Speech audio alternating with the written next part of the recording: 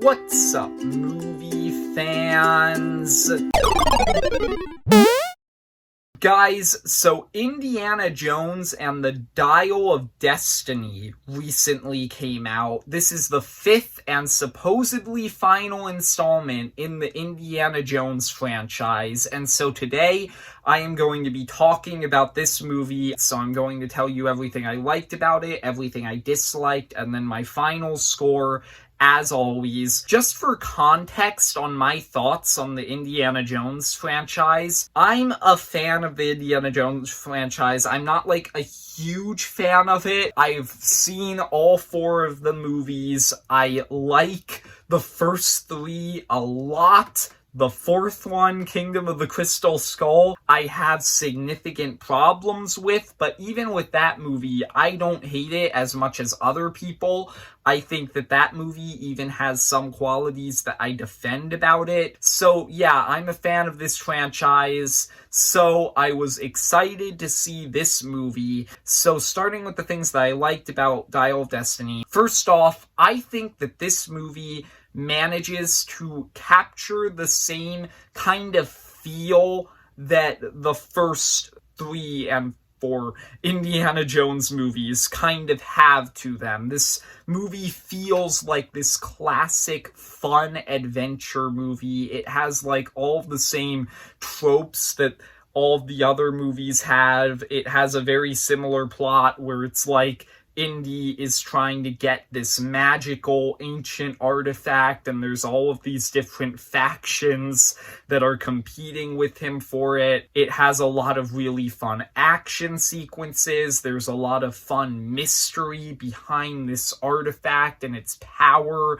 and what it can do. There's like a lot of obviously globe trotting. Like it just manages to capture the same feel that the other Indiana Jones movies have. I think that the action in this movie in general is pretty good. I enjoyed a lot of the action set pieces that they have, which is one of the big like staples of the Indiana Jones franchise, so that's a good thing. I did think that this movie had a little bit too much action at times, actually. I think that this movie does kind of jump from action sequence to action sequence a bit too fast, but I still liked the action that we got. It was very entertaining. Seeing Harrison Ford back as Indiana Jones was just really cool, especially since in this movie he kind of gets to bring something new to this role, since you're seeing him in a different phase of life where he's a bit older now. He's not really as adventurous as he once was, and that's just kind of interesting, seeing him in this more broken older state. I have a few problems with why he's in that state, which we'll get to later, but overall it was just cool seeing Harrison Ford back here. He was great in this role, as he always is. I also just liked this movie's style of fan service. This is one of many legacy sequels that we've been getting recently, and one of the most common problems that people have with them is that there's too much fan service. It's entirely relying on like the people who saw these movies when they were younger and like giving them a bunch of fan service. That's not really a problem that I think that this movie had at all, because it does have like references to the previous movies, but they feel organic, they feel natural, and there's not really like a ton of them, and I liked that. I like that this movie doesn't really rely on your nostalgia for the previous movies. A lot of the references were just like really cute and fun. I especially liked, there was one towards the end of the movie, one reference to Raiders of the Lost Ark that got a lot of people in my theater laughing. It was a cool reference. Those are all the things that I liked about this movie. Now we gotta get into the things that I didn't like about Indiana Jones and the Dial of Destiny. And you can kind of guess, I think,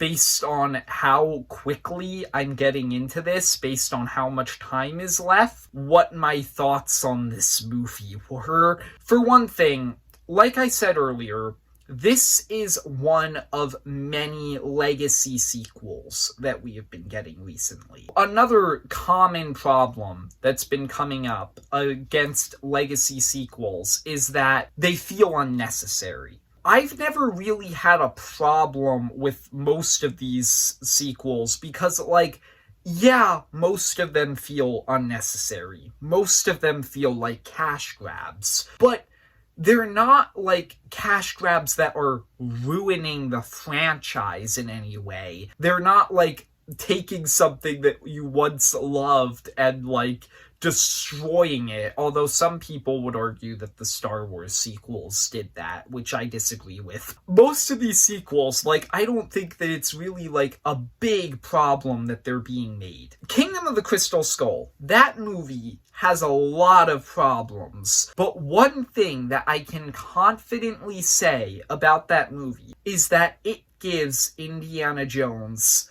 a satisfying ending to his story. I felt like this movie, Dial of Destiny, did everything it could to actively backtrack on that ending that was a good ending for his character. That just kind of annoyed me because I don't think that the ending that this movie gives to Indy is better than his ending in Crystal Skull. I think it's arguably worse. You should have just left his story with Crystal Skull. Yeah, that's a movie that has a lot of problems, but it gives him a satisfying ending. And I can't say that about this movie. So that's my first big problem with Dial of Destiny. My second big problem, I just didn't really like the supporting cast of this movie that much. And that's something that kind of surprised me because that's one of the things that I like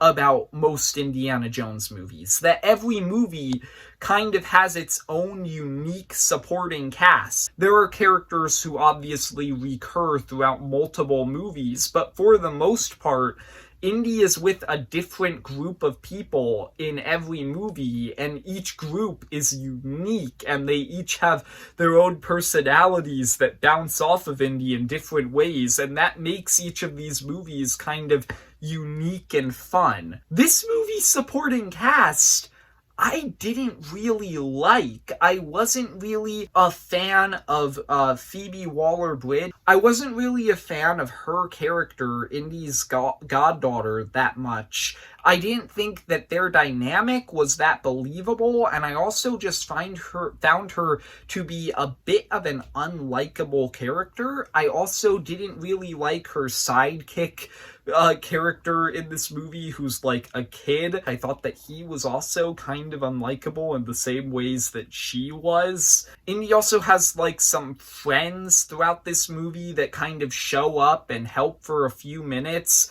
who are like supposed to be like old friends of his who we've never really seen before, and they don't really get a lot of development. They're kind of just there and then they're gone. I didn't find any of them interesting at all. I don't know. I just didn't find that this movie had a great supporting cast, and that kind of surprised me. Sallah is in this movie. He returns from Raiders and Last Crusade, but he isn't really in it for that long. I liked what they did with him, but he was only in it for like 5 minutes, so he doesn't really count in this criticism. And then also the villain of the movie is there, and he's kind of generic, but I don't think that's a big problem because the villain of every Indiana Jones movie is generic. And then my final problem with Indiana Jones and the Dial of Destiny, and this is probably my biggest problem, I think that this movie's climax goes insanely off the rails. This was a problem that I also kind of had with Crystal Skull. With most Indiana Jones movies, well, with all Indiana Jones movies, obviously there are a lot of like